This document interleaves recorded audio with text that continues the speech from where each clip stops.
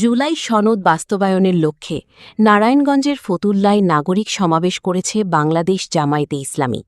ফতুল্লা উত্তর ৪ নং ওয়ার্ড শাখার আয়োজনে শুক্রবার ১৭ জুলাই বিকেলে কুতুবপুর ইউনিয়নের দিলপাড়া হাইস্কুল সংলগ্ন রোডে এই সমাবেশ অনুষ্ঠিত হয়।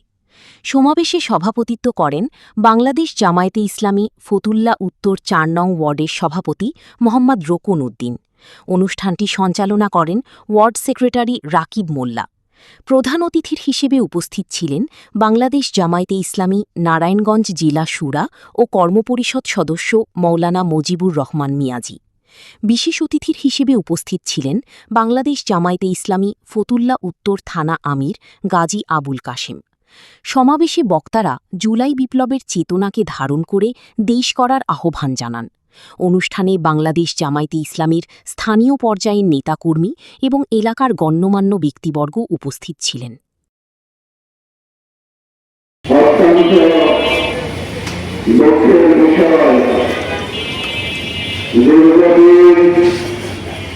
আন্দোলন সংগ্রাম করার পরে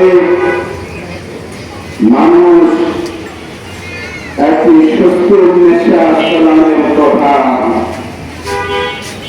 কিন্তু সেই আবু সাইদের কথা বুকের ভিতর অনেক ঝড় বলতে দেখি গুরুতর। সেই আবেগ, সে বিশ্বাস সেদিন যেমন হারিয়ে গিয়েছিল, আজও সেই বিশ্বাস হারিয়ে গেছে। সেই রংপুরের আবু সাইদের বিশ্বাস ছিল, আমি যতই হাত উঠিয়ে দিই না কেন, এদেশের পুলিশ, এদেশের প্রশাসন যে আমার দেশের টাকায় গুলি ক্রয় করা, সেই গুলি আমার মুখে বসিয়ে দিলেন, এই বিশ্বাস সেদিন আবু সাইদ করে নাই। যদি আবু সাইদ বিশ্বাস করতেন যে আমার বুক পেতে দিলেন, এই হায়না পুলিশ নির্মমভাবে আমাকে গুলি করবে, তাহলে হয়তো সেদিন আবু সাইদ তার বুক পেতে দিত না। ভাইরা, সেদিনের পুলিশ প্রশাসন যে বলেন আবু সাইদের সাথে বিশ্বাসঘাতকতা করেছেন, আজও আমরা দেখি অনেকে প্রবঞ্চনায় পড়ে খুব সামান্য কিছু লোকের ইন্ধনে জুলাই সনদকে পাশ কাটিয়ে যাচ্ছে। আমি সরকার প্রধানকে বলতে চাই, যারা আপনাকে এই পরামর্শ দিচ্ছেন, তারা এদেশের মানুষের, তারা এদেশের মাটি ও মানুষের প্রিয়জন হতে পারে না।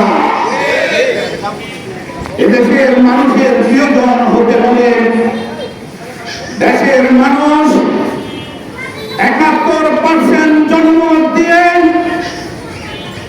যাহা আপনাকে বলেছে তাই করতে হবে। যদি তাহা না করেন, তাহলে পূর্বের ন্যায় আপনার অবস্থাও হবে। ভাষা ব্যক্ত করার জায়গা ছিল না, যে এই দেশটি ছিল একটি জেলখানায় পরিণত ছিল। দীর্ঘ ১৭ বছর এই দেশের ছাত্র সমাজ এগুলো দেখেছে। জুলাই ২৪শে জুলাই আগে তারা তাদের নিজস্ব কিছু দাবি দেওয়া নিয়ে এই দেশের মানুষের কাছে, সরকারের কাছে দাবি দেওয়া পেশ করেছে, কিন্তু সরকার সেটাকে ভ্রুক্ষেপ না করে এই ছাত্র জনতাকে তাদেরকে এগিয়ে দিয়েছে যেন তারা যুক্ত হয়। সম্মানিত সুধী মণ্ডলী, ২৪শে জুলাই দীর্ঘ ৩৬ দিনের ৩৬শে জুলাই যারা ছাত্র সমাজ জনগণকে সাথে নিয়ে এই দেশের ফ্যাসিস্ট মুক্ত করার জন্য যারা কথার অধিকার কেড়ে নিয়েছিল, যারা ভাষার অধিকার কেড়ে নিয়েছিল, যারা এই সমাজে বসবাস করার অধিকার কেড়ে নিয়েছিল, কেউ শান্তিতে ঘুমাতে পারত না। আমাদের কি অপরাধ ছিল? আমি এলাকা থেকে 12 বছর বিচ্ছিন্ন থাকতে হয়েছে। এই দেশের অসংখ্য মানুষ ঘরে ঘুমাতে পারেনি। অসংখ্য ছাত্ররা মায়ের থেকে দীর্ঘদিন দূরে ছিল। শুধু দূরে নয়, তারা জেলখানায় জীবনযাপন করতে হয়েছে। আমাদের কি অপরাধ ছিল? আমাদের অপরাধ ছিল কি, যে সমাজকে আমরা সুন্দর একটি সমাজ উপহার দেওয়ার জন্য আমাদের চেষ্টা। বাংলাদেশ জামাত ইসলামী এই জমিনে সুন্দর সমাজ উপহার দেওয়ার জন্য যেমনভাবে 1500 বছর পূর্বে নবী মুহাম্মদ রাসূলুল্লাহ সাল্লাল্লাহু আলাইহি সাল্লাম সেই মক্কা নগরীতে একটি সুন্দর উপহার দেওয়ার জন্য তারা চেষ্টা করেছিল, সেই সুন্দর সমাজ উপহার দেওয়ার জন্য বাংলাদেশ জামাত ইসলামী এই জমিনে কাজ করে যাচ্ছে। কিন্তু 24শে জুলাই ছাত্র জনতার আন্দোলন যখন দেখলো তাদের উপরে যেভাবে জুলুম অত্যাচার নির্যাতন যেভাবে দিন দিন বেড়েই চলেছে, তাদের রাস্তায় জায়গা দেওয়ার কোনো না, বিশ্ববিদ্যালয় থেকে বের করে দিচ্ছে ছাত্র সমাজকে, ঘর থেকে সাধারণ মানুষকে বের করে দিচ্ছে। তাই ছাত্র সমাজ এই সাধারণ জনগণকে সাথে নিয়ে তারা জুলাই আন্দোলন করে তুলল। এই জুলাই আন্দোলনে 2 শতাধিক লোকের উপরে শুধু ছোট্ট শিশু থেকে শুরু করে 60 বছরের বৃদ্ধ পর্যন্ত এই জুলাই আন্দোলনে জীবন দিয়েছে। শুধু পুরুষরা জীবন দেয় নাই, ছাত্র সমাজের ছাত্রীরা যারা রয়েছে, ঘরের মধ্যে মহিলা বোনরা পর্যন্ত এই জুলাই আন্দোলনে তাদের জীবন আত্মাহুতি দিয়েছে।